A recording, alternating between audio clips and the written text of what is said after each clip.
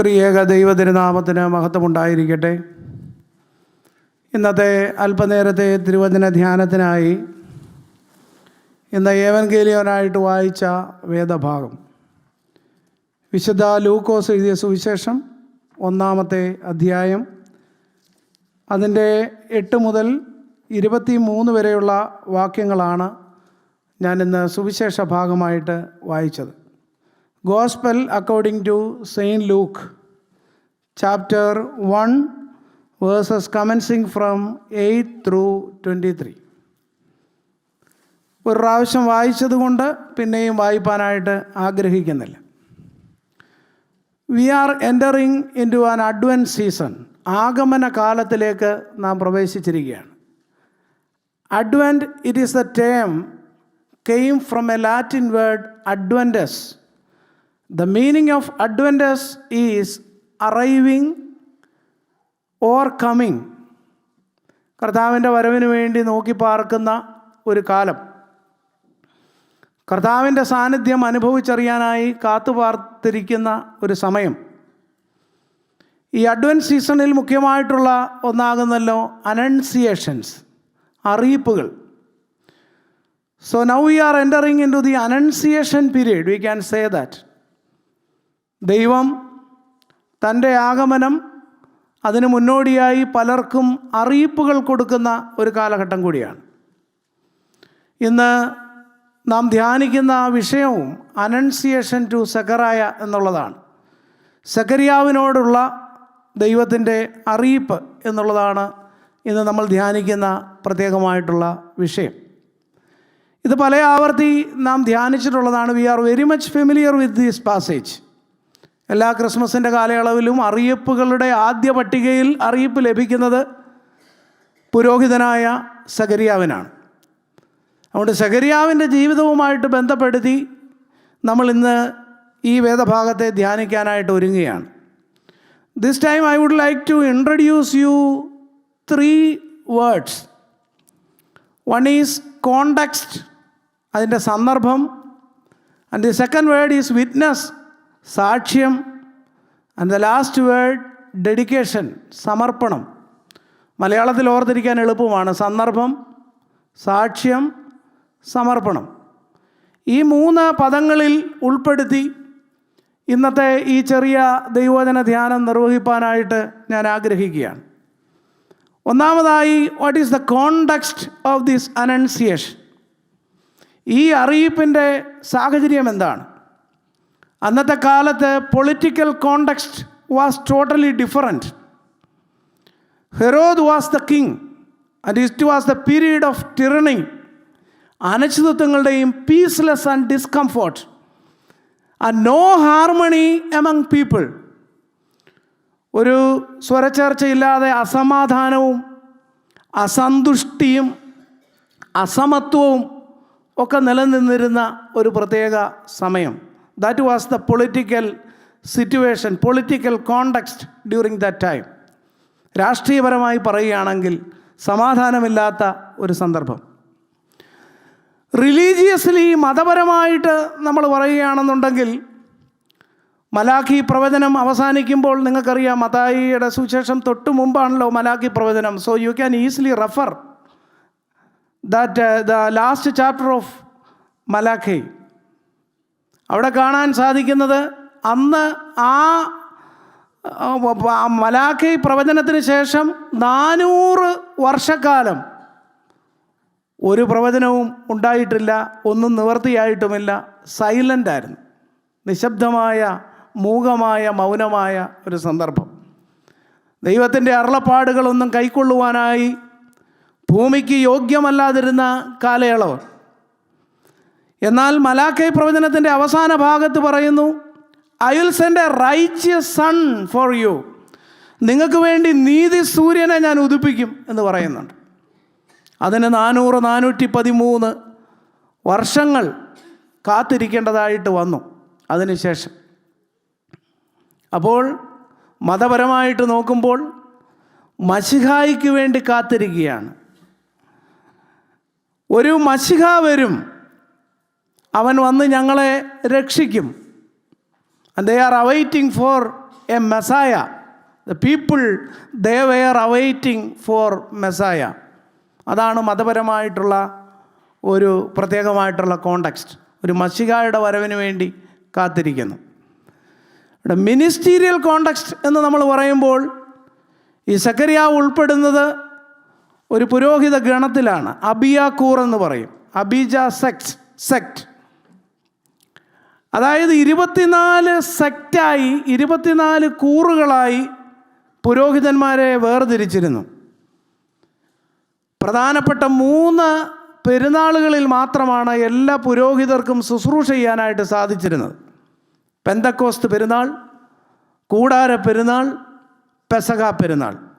ഈ 3 പെരുന്നാളുകളിൽ മാത്രമാണ് എല്ലാ പുരോഹിതർക്കും ഒരുമിച്ച് ശുശ്രൂഷ ചെയ്യാൻ സാധിച്ചിരുന്നത്. ബാക്കിയുള്ള സന്ദർഭങ്ങളിൽ ഓരോ കൂറിൽ നിന്നുള്ളത് അവരെ ചീട്ടിട്ട് പ്രത്യേകമായിട്ട് എടുക്കുന്ന ഒരു സന്ദർഭമാണ്. ഓരോ കൂറിനെ ഏൽപ്പിക്കുകയും അതിൽ നിന്ന് ചീട്ടിട്ടെടുത്ത് ശുശ്രൂഷയ്ക്കായിട്ട് നിയോഗിക്കുകയും ചെയ്യുന്ന അനുഭവമാണ്. സോ ഇന്ന് ഫസ്റ്റ് ലെസണിൽ നമ്മൾ വായിച്ചപ്പോൾ നമ്മൾ കേട്ടു 24 കൂറുകളായിട്ട് വിഭജിച്ചിരുന്നു.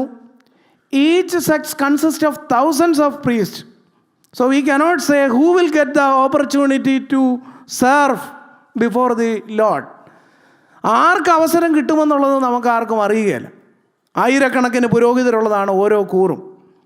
അങ്ങനെ ഈ അബിയാക്കൂറിൽ ഈ സക്കറിയാവിന് നറുക്ക് വീണ് അവൻ ശുശ്രൂഷയ്ക്കായിട്ട് പോയി എന്ന് നമുക്ക് കാണാനായിട്ട് സാധിക്കുന്നു. സക്കറിയാവ് മക്കളില്ലാത്ത ഒരു പുരോഹിതനാണ്. അന്ന് അവിടെ ഈ റാബൈ ജുഡായിസം അവിടത്തെയുള്ള സംസാരത്തിൽ, അവിടെ നിലവിലിരുന്ന ഒരു സംസാരത്തിൽ നമുക്കറിയാം, മക്കളില്ലാത്ത പുരോഹിതർ they were excommunicated in the sight of God. Bible പണ്ഡിതനായ ബാർക്ലയൊക്കെ അഭിപ്രായപ്പെട്ടിട്ടുണ്ട്, മക്കളില്ലാത്ത പുരോഹിതർ ദൈവദൃഷ്ടിയിൽ നിന്നും അന്യപ്പെട്ടവരാണ് എന്നുള്ളൊരു ചിന്ത. അപ്പോൾ ഇപ്രകാരമുള്ള ഒരു വേദനയോടെ, ഒരു വല്ലാത്ത ഒരു അനുഭവത്തോടെയാണ് ഈ സക്കറിയാവ് തനിക്ക് നറുക്ക് വീണപ്പോൾ ദേവാലയത്തിലെ ആരാധനയ്ക്കായിട്ട് കടന്നുപോയത്. എന്നാൽ മറ്റൊരു വശത്തിൽ നമ്മൾ പറഞ്ഞാൽ ദൈവം അവനെ അംഗീകരിക്കുകയും ദൈവം അവനെ മനസ്സിലാക്കുകയും ചെയ്തതിൻ്റെ ഒരു പ്രതിഫലനവും കൂടെ ആവണം അങ്ങനെ അവന് നറുക്ക് ലഭിച്ചതെന്നുകൂടി നമുക്ക് പറയാനായിട്ട് സാധിക്കുന്നു. So these is the context that we are going to meditate. അന്നേരത്തെ ഒരു പ്രത്യേക സന്ദർഭം ഈ ഒരു പ്രത്യേക സന്ദർഭമായിരുന്നു. Politically, religiously and ministerial context നമുക്ക് പറയാനായിട്ട് സാധിക്കും. എന്നാൽ ഇതിൻ്റെയൊക്കെ മധ്യത്തിലാണ് സക്കറിയാവ് എന്ന് പറയുന്ന പുരോഹിതൻ്റെ വിറ്റ്നസ് നമ്മൾ കാണുന്നത്, സാക്ഷ്യം നമ്മൾ കാണുന്നത്. അസമത്വവും അസന്തുഷ്ടിയും സമാധാനവുമില്ലാത്ത സന്ദർഭങ്ങളിൽ സക്കറിയാവ് എന്താണ് ചെയ്തത്? അവൻ്റെ കുടുംബവും നീതിയോടെയും സകല കൽപ്പനകളിലും ന്യായങ്ങളിലും കുറ്റമില്ലാത്തവരായി നടക്കുന്നവരും ആയിരുന്നു. ലോകം വഷളത്തരത്തിൽ നടന്നപ്പോൾ, ലോകം പലതരത്തിൽ കൂപ്പുകുത്തിയപ്പോൾ അതിൽ നിന്നൊക്കെ വ്യത്യസ്തമായ സമീപനം സ്വീകരിച്ച ഒരു വ്യക്തിയായിരുന്നു സക്കറിയാവ്. He was righteous in the sight of Lord. മറ്റുള്ളവരെങ്ങനെ സഞ്ചരിക്കുന്നു എന്ന് നോക്കിയല്ല, തൻ്റെ ജീവിതത്തിൽ തനിക്ക് പ്രത്യേകമായി, തൻ്റെ കുടുംബത്തിന് പ്രത്യേകമായി ഒരു സമർപ്പണവും സാക്ഷ്യപൂർണവുമായ ഒരു ജീവിതമുണ്ടായിരുന്നു. ഒരു പക്ഷേ സക്കറിയാവിൻ്റെ ജീവിതത്തിൽ ഇപ്രകാരം വാഗ്ദാനം ലഭിക്കുവാനും ഒരു മകനെ ലഭിക്കുവാനും ആ മകൻ കർത്താവിൻ്റെ മുന്നോടിയായിട്ട് പ്രവർത്തിക്കുവാനും അവൻ്റെ നിന്ന ദൈവം മാറ്റുവാനും എലിസബത്തിൻ്റെ നിന്ന മാറ്റുവാനും മറ്റുള്ളവരുടെ പരിഹാസത്തിൻ്റെ മുള്ളുവെച്ചുള്ള വാക്കുകളുടെ മുമ്പിൽ പിടിച്ചു നിൽക്കുവാൻ അവർക്ക് ശക്തി കൊടുത്തതും അവരുടെ ന്യായങ്ങളിലും ദൈവിക കൽപ്പനകളിലുമുള്ള സാക്ഷ്യത്തോടു കൂടിയ ജീവിതമാവണം, യാതൊരു സംശയവുമില്ല. പ്രിയപ്പെട്ടവരെ, നാം ജീവിക്കുന്നത് ചുറ്റുപാടുകളിലേക്ക് നോക്കി ആവരുത്. ചുറ്റുപാടുകളിലേക്ക് നോക്കുമ്പോൾ ഒരുപാട് കാഴ്ചകൾ, ഒരുപാട് മോഹങ്ങൾ, ഒരുപാട് തിന്മയുടെ അനുഭവങ്ങൾ ഒരുപക്ഷെ നാം കണ്ടു എന്ന് വരും. എന്നാൽ നാം കർത്താവിങ്കലേക്ക് നോക്കുക.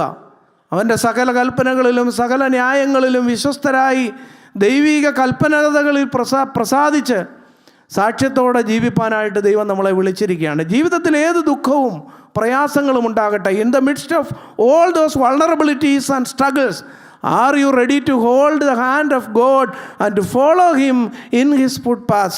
Are you ready to formulate your life according to the will of God? എന്നുള്ളതാണ് ഇവിടെ പ്രസക്തമായിട്ടുള്ളത്. ഞാൻ എൻ്റെ ദൈവവുമായിട്ട് എങ്ങനെ ബന്ധപ്പെട്ട് ജീവിച്ചിരിക്കുന്നു. അവരുടെ കൽപ്പനകളിലും സാക്ഷ്യങ്ങളിലും മാത്രമല്ല, അവരുടെ ജീവിതം, അവരുടെ വ്യക്തിപരമായ ജീവിതം നമ്മളൊന്ന് പരിശോധിച്ച് നോക്കിയേ. ഇവിടെ പ്രത്യേകം രേഖപ്പെടുത്തിയിരിക്കുന്നു, എലിസബത്ത് മച്ചിയാകൊണ്ട് അവർക്ക് സന്തതിയില്ലാഞ്ഞു. ആരുടെ കാര്യമാണ് രേഖപ്പെടുത്തിയിരിക്കുന്നത്? എലിസബത്തിന് കുഴപ്പമുള്ളതുകൊണ്ട്, മച്ചിയാകൊണ്ട് അവർക്ക് കുഞ്ഞുങ്ങൾ ഇല്ലാഞ്ഞു. നമുക്കറിയാം, അന്നത്തെ കാലയളവിൽ തനിക്ക് കുഞ്ഞുങ്ങളെ തരാനായിട്ട് തൻ്റെ ഭാര്യയ്ക്ക് കഴിഞ്ഞില്ലെങ്കിൽ അവർക്ക് വേറെ ഒരു സ്ത്രീയെ വിവാഹം കഴിക്കാനായിട്ടുള്ള പ്രൊവിഷനുണ്ട്. നമുക്കറിയാം, ശമൂവേലിൻ്റെ മാതാവ് ഹന്ന, എൽക്കാന, അവർക്ക് കുഞ്ഞുങ്ങളില്ലാതെ വന്നപ്പോൾ എൽക്കാന വേറെ ഒരു സ്ത്രീയെ വിവാഹം കഴിക്കുന്നു, Peninnah. So they had provision to marry another woman. പക്ഷേ സഖരിയാവ് അതിന് മുതിർന്നില്ല.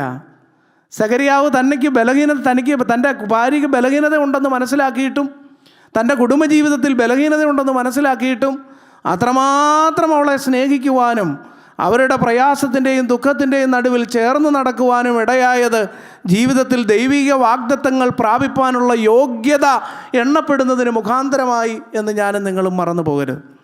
ദാറ്റ് വാസ് ഹിസ് വിറ്റ്നസ്, സാക്ഷ്യം. മൂന്നാമത്തെ ഒരു പദം കൂടി ഞാൻ പറഞ്ഞ് എൻ്റെ ഈ പ്രസംഗം അവസാനിക്കാം. ഡെഡിക്കേഷൻ, സമർപ്പണം. ഇങ്ങനെ ഈ ലോകം മുഴുവൻ ഒരു മച്ചകായ്ക്കായിട്ട് കാത്തിരിക്കുമ്പോൾ ഞാൻ എൻ്റെ ദൂതനെ അവന് മുമ്പായി അയക്കുന്നു എന്ന് മലാക്കി പ്രവചനത്തിൽ പറഞ്ഞിരിക്കുന്നത് പോലെ കാലസമ്പൂർണതയിൽ ദൈവപുത്രനെ അയക്കുന്നതിന് മുന്നോടിയായി God send the John the Baptist to this world to prepare Jesus Christ way, to prepare the people for him. മറ്റുള്ളവർക്ക് കർത്താവിന് വേണ്ടി ജനത്തെ ഒരുക്കുക എന്നുള്ള ഒരു വലിയ ഉദ്ദേശത്തോടുകൂടി കർത്താവിൻ്റെ വഴി ഒരുക്കാനായിട്ട് യോഹന്നാൻ സ്നാപകനെ ദൈവം അയക്കുന്നതായിട്ട് നമുക്ക് കാണാൻ സാധിക്കുന്നു. അതായത് ദുഃഖിച്ചിരുന്ന, മറ്റുള്ളവരാൽ നിന്ന് ഏറ്റുവാങ്ങിയിരുന്ന, അനേക നാളുകളായി പ്രാർത്ഥിക്കുന്ന ഒരു വിഷയത്തിന്, അനേക നാളുകളായി പ്രാർത്ഥിക്കുന്ന ഒരു സങ്കടത്തിന്, ഒരു വേദനയ്ക്ക് ഉത്തരം ലഭിക്കുന്ന ഒരനുഭവം.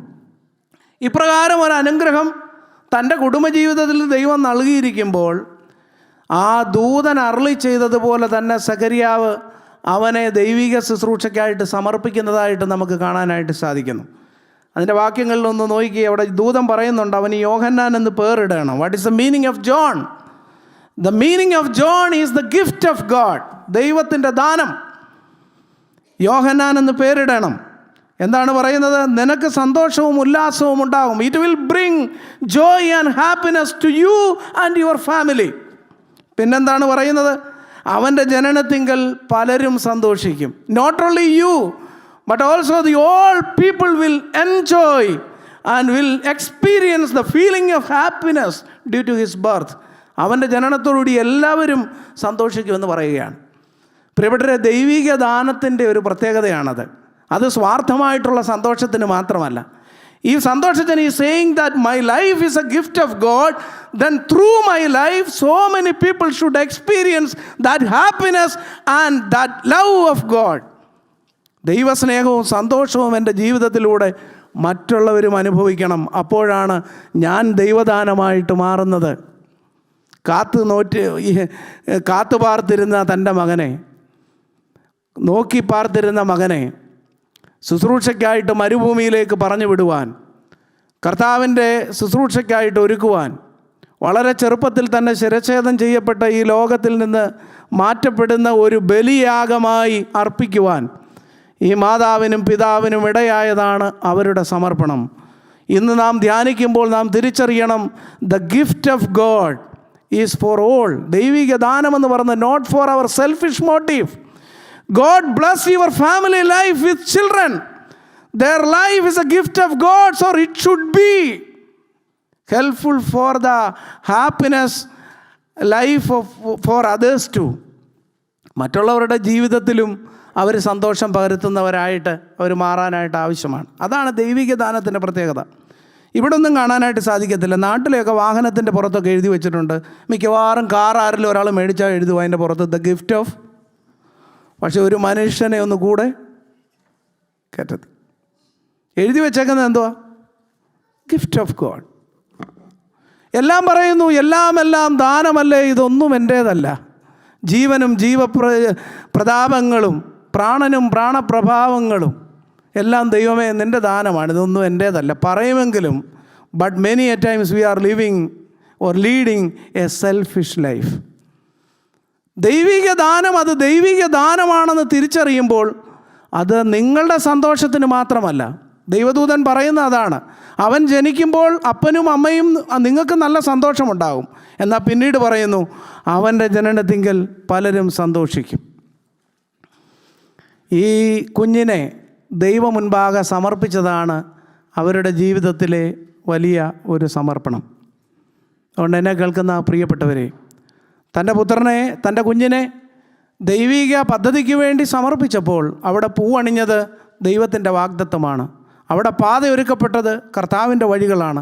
അവിടെ ഉദ്ഘോഷിക്കപ്പെട്ടത് ദൈവരാജ്യത്തിൻ്റെ നല്ല വാർത്തകളാണ്. അവിടെ പങ്കുവെച്ചത് ദൈവരാജ്യത്തിൻ്റെ സ്നേഹമാണ്. സ്നേഹത്തിൻ്റെ പൂങ്കാവനമാണ് അവിടെ പൂത്തുലഞ്ഞത്. Praise the Lord. അതുകൊണ്ട് ഇന്ന് നാം ഈ ഭാഗം ധ്യാനിച്ച് ഞാൻ കൂടുതലൊന്നും പറയാനായിട്ട് ആഗ്രഹിക്കുന്നില്ല. I introduced you 3 terminologies: the context of this passage and witness of Zechariah and dedication of their family. അന്നത്തെ ഈ യോഹന്നാൻ ജനിക്കുന്ന സ്ഥലത്ത് പലതരത്തിലുള്ള വീര്യം കുറഞ്ഞതും കൂടിയതുമായ ഈ വീഞ്ഞൊക്കെ ലഭിക്കുന്ന ഇടമാണ്. പക്ഷേ പറയുന്നു ഇങ്ങനെയുള്ളിടത്ത് ജനിച്ചിട്ട് പോലും അവനൊരു വ്യത്യസ്തമായ ജീവിതം നയിക്കും എന്നാണ് പറയുന്നത്. വീഞ്ഞോ മദ്യമോ അവൻ കുടിക്കുകയില്ല. പലതരത്തിലുള്ള ഇത് ലഭിക്കുന്ന ഒരു ചുറ്റുപാടിൽ ജനിച്ചിട്ട് പോലും അവൻ്റെ വ്യത്യസ്തമായ ജീവിതശൈലി. ഇതാണ് ദൈവിക ദാനത്തിൻ്റെ ഒരു പ്രത്യേകത. നീ ആരാധിക്കുമ്പോൾ നമ്മൾ തിരിച്ചറിയുന്നു നമ്മുടെ ജീവിതത്തിൻ്റെ എല്ലാ അനുഭവങ്ങളും ദൈവത്തിൻ്റെ ദാനമാണ്. ഒന്നേ ദൈവം ആവശ്യപ്പെടുന്നുള്ളൂ. With this limitation, with this drawbacks, are you ready to surrender yourself before the throne of grace? So as we are going to participate in this Holy Communion, the gracious Lord is inviting you to surrender your life in His hands. Through words, through deeds, through our thoughts. Lord, we are ready to please you. We are ready to do certain things for you. Accept me. അതാണ് നമുക്ക് വേണ്ട ജീവിതത്തിൻ്റെ ഒരാവശ്യം. ഓരോ ആരാധനയും നമ്മുടെ സമർപ്പണത്തിൻ്റെ വേദിയായിട്ട് മാറട്ടെ. അപ്പോൾ അവിടെ ദൈവരാജ്യത്തിൻ്റെ സ്വപ്നങ്ങൾ പൂത്തുലയും, ദൈവിക വാഗ്ദത്തങ്ങൾ നിവൃത്തിയാകും. അവിടെ നന്മയുടെ വിളനിലങ്ങൾ അവിടെ ഉണ്ടാകും. ദൈവം നമ്മളെ അനുഗ്രഹിക്കട്ടെ. ഇപ്പോൾ അബിഗേൽ ജേക്കബ് പ്രാർത്ഥിക്കും.